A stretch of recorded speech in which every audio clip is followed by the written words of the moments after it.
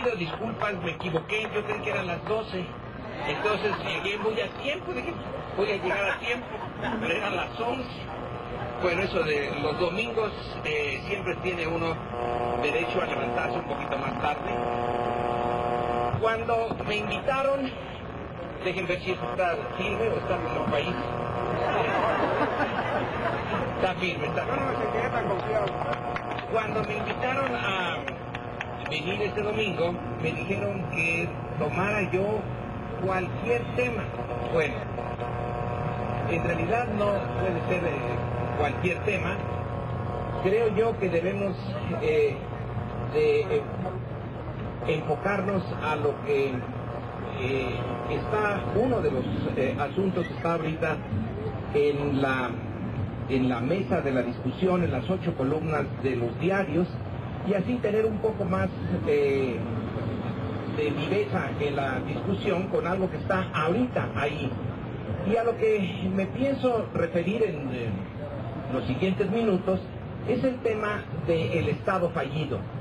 Como ustedes recuerdan, y si no lo recuerdan, hoy en la prensa lo pueden volver a ver, hay un par de informaciones que vienen de Estados Unidos. Una viene del Departamento de Defensa y otra viene de la CIA misma, en esos momentos en que van a cambiar de directivas, y en esas dos informaciones se le avisa al presidente que va a tomar posesión el martes, Barack Obama, que tiene en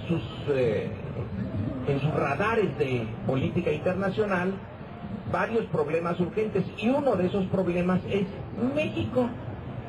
Uno hubiera pensado, bueno, si le dicen que es Afganistán y que es Irak, pues es lo lógico. Si le dicen que es Irán, bueno, pues también es comprensible. Pero si le dicen que México está en esa misma dimensión, aquí hay algo interesante e inquietante para la reflexión. La revista Forbes, que salió hace un mes y medio y que se podía comprar aquí en el Sanborns, tenía también, es una revista dedicada a los empresarios, es una revista del dinero. Y en su portada tiene el rostro tapado de un agente joven, moreno, entonces se puede implicar que es latino, pero tiene una pañoleta para cubrirse el rostro, y esa pañoleta es una bandera mexicana, y ya no hay con qué confundirse, ese es un mexicano. Y entonces el contenido central de la revista va en la misma dirección. México como un país que va a darle problemas a Estados Unidos y a la comunidad internacional. ¿De dónde viene esta peregrina idea? ¿O es peregrina o es algo que tenemos nosotros también que considerar? Durante mucho tiempo, en el siglo XX, México fue el país más estable de América Latina. Era el país estable por definición del tercer mundo, no nada más de América Latina. Si ustedes echan un vistazo a lo que es nuestro continente, Europa, Asia, África, pues desde los 1920 en adelante, México tuvo un proceso político, de cambio político, de acuerdo a las reglas. Era uno de los sistemas más estables. Si le echan un vistazo a Italia o Alemania, cómo cambiaron, regímenes cayeron, subieron, volvieron a caer, volvieron a subir. El nuestro no. Éramos el ejemplo, uno de los mejores ejemplos de estabilidad en el mundo periférico o no desarrollado, o de plano subdesarrollado. Era un ejemplo de estabilidad no democrática. Eso, esa partecilla era la que no se ponía suficiente énfasis. Pero en fin, estable. ¿Qué pasa ahora? El 2000 tuvimos un supuesto cambio de régimen que ya cada vez es menos claro hacia dónde cambiamos. Cambiamos, sí, pero hacia dónde no lo sabemos bien. En el 2006, con muchos trabajos, el gobierno actual llegó a donde está. Sigue manteniéndose la estabilidad. Entonces, ¿por qué rayos el Departamento de Defensa, por qué la CIA y por qué las revistas de para los negocios, nos dicen que no, que es una estabilidad aparente, pero que existe la posibilidad, están curándose en salud en realidad, de que México termine por ser un foco de problemas. Bueno, antes de intentar la respuesta, hay que también subrayar un hecho importante. A Estados Unidos, aunque la izquierda mexicana durante mucho tiempo, y me refiero sobre todo a don Vicente Lombardo Toledano, que algunos de ustedes recordarán, otros no, tenía por costumbre echarle la culpa de todos los males de México al imperialismo. El imperialismo era el que aquí hacía y deshacía, las cosas estaban mal por los del norte.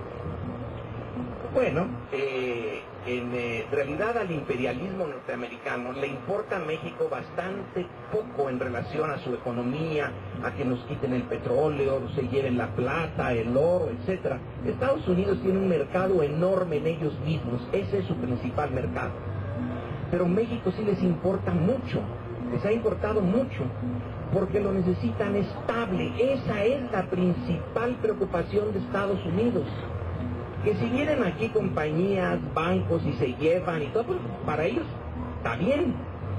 Pero no es eso en donde está su gran obsesión con México. Con México es la obsesión de un país con el que tienen 3.000 kilómetros de frontera. Tienen una sociedad de 105, 110 millones de habitantes que no comparte su pasado histórico, que vienen de otra cultura. ¿Y qué tal si se les viene abajo esto? Entonces tendrían un problema a lo largo de esa enorme frontera que en principio estaba desmilitarizada. Está muy vigilada por la policía, pero está desmilitarizada. Tienen dos grandes fronteras, Canadá y México. Son la principal potencia del mundo. Tienen que tener sus fronteras estables. Eso es un punto de seguridad nacional. Por eso los problemas de México son problemas de la agenda norteamericana, también nos guste o no nos guste. Es un hecho. Nuestros problemas son también de ellos. No es lo mismo con Brasil, con Argentina, con Chile. Esos son distintos. El único país latinoamericano que realmente es parte de sus asuntos internos somos nosotros. Y a nosotros, para lo que nos quiere, además de trabajo barato, etcétera, de los indocumentados, es para mantenerles segura esta larga puerta que va del Golfo de México al Pacífico. Son 3.000 kilómetros por los que se puede, lo sabemos, día a día pasan mexicanos sin documentos, pueden pasar muchas cosas, entonces necesitan la estabilidad. Es por eso que les preocupa a México. Pero a nosotros también nos debe de preocupar, independientemente de que les preocupe o no a los norteamericanos. ¿Por qué nos dicen que somos o estamos acercándonos a un Estado fallido? ¿Cómo se define un Estado fallido? Las definiciones en las ciencias sociales son difíciles, ambiguas, engañosas, pero sabemos cuándo hay un Estado fallido.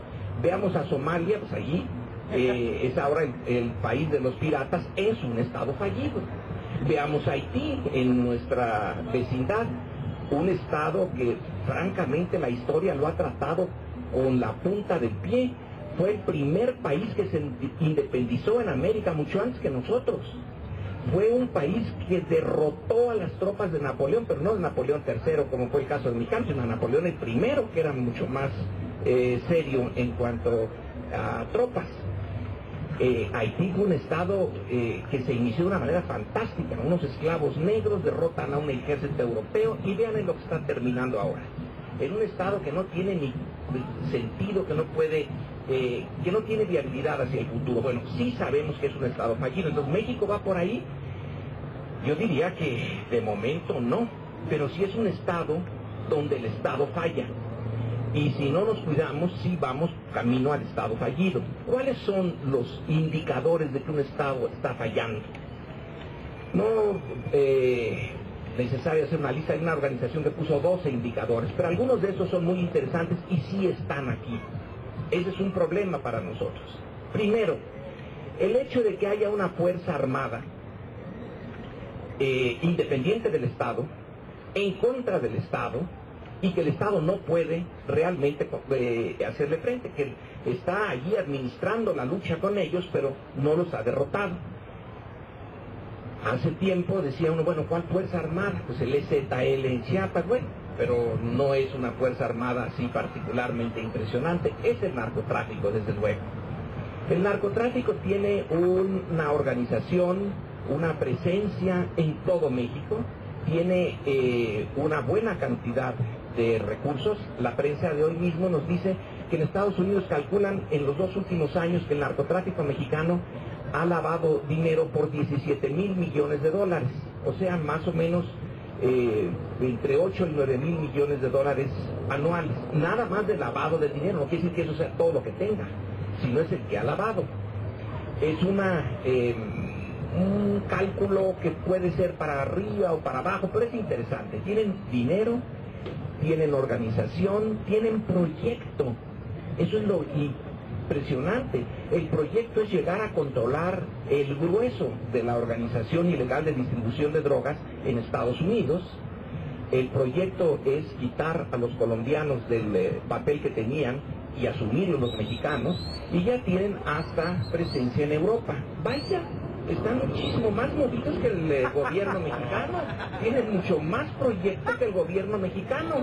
Hay ahí unos mexicanos que sí tienen proyecto y que sí lo están haciendo, pero son los que a la larga a nadie le conviene la existencia de esta fuerza armada, organizada, con dinero y con proyecto dentro del Estado mexicano.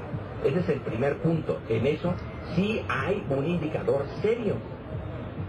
Y vean ustedes, si el año de 2008 los asesinatos atribuidos al crimen organizado del narcotráfico fueron 5,000, creo que 5,400, el año anterior fueron la mitad, pero hoy al promedio diario va en aumento respecto del año anterior, y desde luego muchísimo más que el 2007. Entonces el problema sí es de tomarse en cuenta y en serio. No es la primera vez que México tiene una organización armada al margen del Estado y contra el Estado. En el siglo XIX hubo muchos. Acuérdense los bandidos de Río Frío. Había un dicho en mi época que a robar a Río Frío, porque Río Frío era un centro de actividad. Pues el principal camino que había en México era de Veracruz al Distrito Federal, pasaba por Puebla, tenían que pasar por Río Frío, tenían el control de una arteria vital. Pero el hecho de que haya habido en el pasado no es ningún consuelo de que estén otra vez presentes entre nosotros. Segundo punto, y muy importante, los estados fallidos, sus gobiernos tienen muy pocos recursos, y México es un estado con muy pocos recursos fiscales. El por ciento que el gobierno recaba del PIB es alrededor del 11%, cuando en Brasil es el 20 y tantos, es el 25-27%. Brasil, que tiene nuestra propia, más o menos muy parecido a nuestro estado de desarrollo, tiene el doble que nosotros. Es un estado sin recursos. Por eso cuando viene la crisis ahora y dice el Estado va a gastar y va a ir en una política contracíclica para impedir que nos caigamos, ¿va a gastar de dónde? Si no tiene los recursos que debió de haber tenido desde hace mucho tiempo. Entonces, otro indicador muy importante de que eso no está funcionando como debería funcionar. Un tercer elemento es la legitimidad del gobierno, del régimen, que, bueno, si estamos aquí nosotros en parte es porque dudamos de la legitimidad de este gobierno. Si lo tuviéramos muy legítimos, estaríamos haciendo nuestro domingo muy tranquilos en otras cosas. Si hay una preocupación cívica, es porque no tiene la legitimidad que debía de haber tenido, en particular después de ese año 2000, en donde las elecciones por primera vez le dieron al gobierno una fuerza que no tenía antes, pero que la desgastó en un abrir y cerrar de ojos. Y ahora volvemos a encontrarnos con un enorme déficit de legitimidad. No nada más porque Felipe Calderón está como presidente, se supone, con el 30 y tantos % de la votación popular, sino porque hay dudas incluso sobre ese 30 y tantos %. Entonces ya son 3 indicadores bien interesantes. Hay un cuarto indicador: los estados fallidos. La corrupción es enorme. La corrupción es la que mueve realmente las cosas, no es el marco legal. Es un marco no legal, pero muy efectivo por la vía de la corrupción. Un indicador más es la falla de la economía. Un estado que está inserto en una economía que no crece. Vaya que si somos nosotros. Desde 1982 se nos vino abajo la economía, cuando López Portillo, con lágrimas en los ojos, pidió perdón porque no había podido hacer lo que quería hacer en favor de los pobres, aunque él sí se fue todo menos pobre. La clase política es así, se procura muy bien a sí misma. Pero el promedio de crecimiento del PIB de 1982 a la fecha no va más allá del 1 a 2%. No queremos, porque sería un sueño, compararnos con China, que está en el 10, en el 11, hasta en el 12%. Pero bueno, un crecimiento del 6, como era en los años 50, en los años 60, principios de los 70, no sería nada mal. Ni aún así podemos crear todos los empleos que se necesitan. Pero cuando vamos a no crecer, y cuando el director del Banco de México nos dice que optimistas son los que piensan que vamos a crecer al 0.4% en el 2009. Si ese es el optimismo, joder, ¿qué va a ser el pesimismo? Y si a eso le quitamos que el crecimiento real no es el del PIB, no es el crecimiento del Producto Interno Bruto, sino hay que deducirle la demografía, porque cada año somos más mexicanos. Entonces el PIB crece, pero también crece el número de mexicanos. Entonces, por mexicano, el crecimiento para este año, en el mejor de los casos, es de menos 1.4 o 1.5%. O sea, no vamos a crecer, vamos a decrecer. Ya llevamos varios indicadores, necesitamos más para ver que sí hay un elemento de realidad en estas cosas que andan sacando los norteamericanos, que están francamente diciendo cosas espantosas. Yo creo que para propósitos burocráticos, una burocracia que se va y dice, ojo, a los que vienen, ahí hay un problema, no lo pudimos resolver nosotros, pero a ustedes les va a estallar. Están diciéndolo en el Pentágono, en la CIA y en el mundo de los negocios. No nos podemos sumar al catastrofismo norteamericano, pero tampoco podemos dejar de tomarlo en cuenta, de que hay algo en serio en ese sistemático fracaso del Estado mexicano por revitalizarse. Creo que la oportunidad vino estupenda en el 2000, incluso a pesar de que la derecha haya sido la que llegó al poder entonces. Pero su irresponsabilidad ha sido mayor que la del viejo régimen, que eran una punta de irresponsables, eso no hay ninguna duda. Pero algo sabían de cómo mover, tantos años de marqueses, pues sí sabían cómo mover el abanico. Pero Fox, de plano, no tenía ni idea de dónde estaba el abanico, ya no digamos de cómo moverlo. Y luego ahora, el sucesor, que lo peleó por hacerse de la dirección del país, bueno, pues no tienen dirección. Y con esto quiero concluir esta muy breve incursión en lo del Estado fallido. Una parte importante de cualquier Estado, pero sobre todo de cualquier nación, que no es lo mismo. Un Estado es su parte, digamos, administrativa, política, burocrática, y otro es algo más etéreo y a la vez más amplio, más de fondo, que es la nación. ¿Cuál es el proyecto colectivo que tenemos? ¿A dónde vamos? Hubo un tiempo en que México no sabía ni siquiera que era México, y vuelvo a mis ejemplos del siglo XIX, cuando ni siquiera sabía que había un país México, porque nunca habían visto la mayoría de los mexicanos un mapa. pónganle ustedes en esa comunidad de donde viene Benito Juárez, para poner algo dramático, allí en Oaxaca, ¿quién había visto un mapa de México? ¿Qué era México? Fuera de Oaxaca, pues estaba el ancho mundo, que podía ser todo el resto del planeta. La idea de México fue haciéndose lentamente, con muchos trabajos, a través sobre todo de la educación pública. Ya formada esa idea, ¿a dónde vamos como comunidad si tenemos tal cantidad de problemas?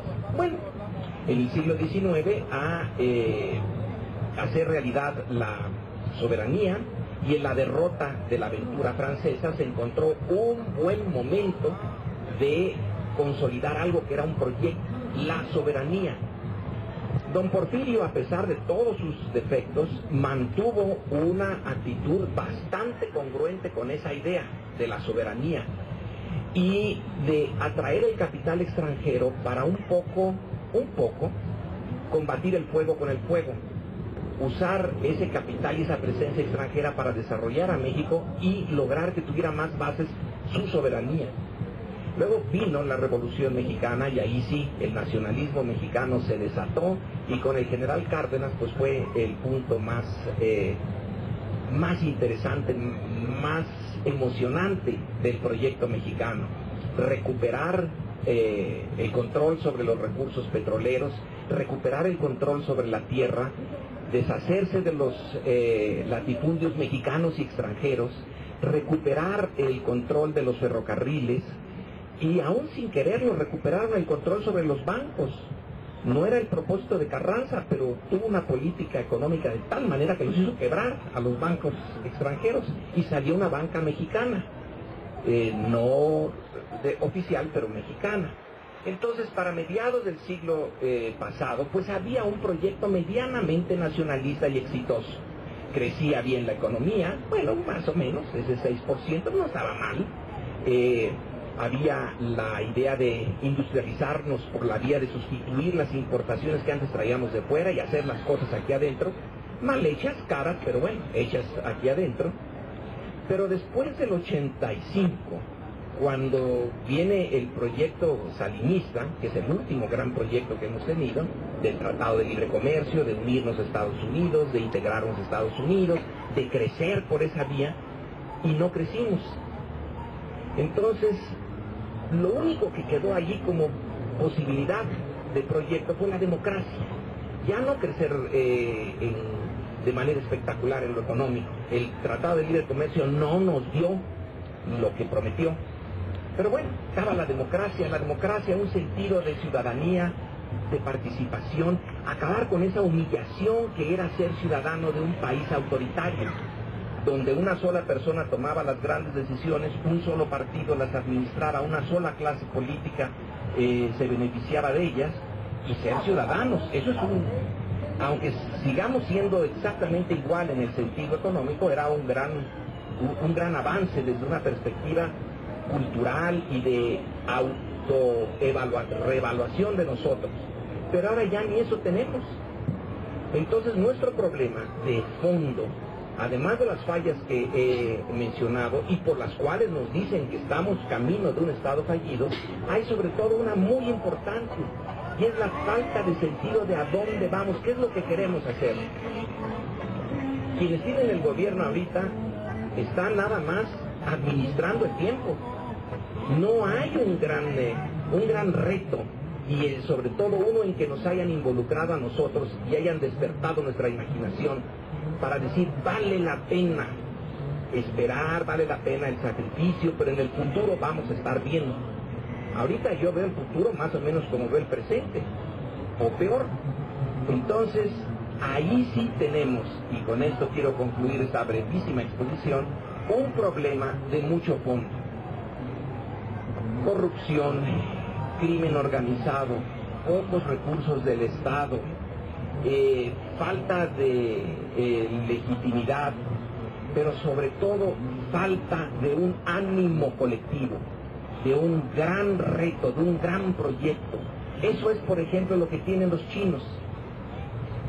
China, además de crecer como enloquecidos, Incluso ahora con la gran depresión que se nos viene encima, ellos dicen, bueno, a lo mejor nada más crecemos el 5, 6, 7%. Joder, si es lo que nosotros suponemos que creceríamos en el mejor de los mundos, ellos lo están viendo como el peor de los mundos. Pero tienen ese proyecto, van a hacer su estación espacial. ¿Para qué quieren los chinos una estación espacial? ¿Qué rayos van a andar haciendo ahí? Pues, pero lo que quieren es mostrar que sí pueden, que tienen la tecnología, y aunque no sirva para nada, les va a servir para darle un sentido de cohesión, un sentido de que van a controlar el siglo XXI, de que el siglo XXI no va a ser, como decían todavía en el 2000, 2001, los conservadores norteamericanos, the new American century, el nuevo siglo americano. No, y más, Paloma, ahora el siglo XXI puede que sí sea el siglo de China. Y Estados Unidos ha tenido que bajar sus miras, ha tenido que ser mucho más humilde, porque ya se le acabaron los humos que tenía todavía hace unos 4 o 5 años. Pero ¿y nosotros qué? ¿Qué humos tenemos? Ya no quedó ni el humo siquiera. Estamos bien aquí preguntándonos literalmente quiénes somos, dónde estamos, a dónde vamos, para qué vivimos. Es una situación angustiante. En lo psicológico, en la psicología colectiva, ese es, a mi juicio, el punto más crucial, es lo que tenemos que remontar. Y ahorita, dije que iba a concluir, bueno, ahora sí ya concluyo, en este momento, los que estamos descontentos, la oposición, estamos también de capa caída. Decían hace rato, pues, ¿cuánto se ha vuelto a tomar el Zócalo? Pues no, hace ya buen tiempo. Esto ha sucedido cíclicamente en México, pero entre ciclos de gran movilización, lo único que mantiene la esperanza son estas concentraciones, estos grupos chiquitos, porque son los que mantienen la idea entre uno y otro de los espacios históricos. Si nos perdemos nosotros, si también nosotros decimos, bueno, pues ya, caramba, cada quien que se salve como Dios le dé a entender. Es la época de la salvación individual. Y la colectividad, ¿cuál colectividad? Ni existe, que cada quien hace lo que se le da la gana y no hay un compromiso con un esfuerzo colectivo. ¿Por qué lo voy a hacer yo? ¿Y por qué yo? Para usar la famosísima frase de nuestro tristemente célebre primer presidente democrático. ¿Y yo por qué? Bueno, porque alguien tiene que hacerlo. Entonces yo creo que esas reuniones, como son unas reuniones chiquitas, unas reuniones que vistas desde Los Pinos, sí, bueno, salvo cuando Los Pinos se vienen para abajo, como hace rato, hace poquito, aquí en línea recta, pero esas son pocas veces que vienen, que bajan desde las alturas a ver cómo está la realidad. Son muy pocas las veces que eso les pasa. Pero nosotros no podemos darnos el lujo de perder esa continuidad, aunque los tiempos sean malos ahora. Hay que seguir echándole un poco de ganas y hay que seguir llevando la idea. Ya volverá otro momento en que mucho más gente se una a las preguntas de por qué estamos tan mal y a las respuestas de cómo salir. Así que cuando me invitaron a venir con ustedes dije, no, pues mi obligación, yo me iba a quedar a leer el domingo, iba a llevar mi dominguito de guerra, dije, no, pero hay que estar, hay que mantener la llama, y creo que cada uno de nosotros en su medio tiene esa responsabilidad. Bueno, gracias.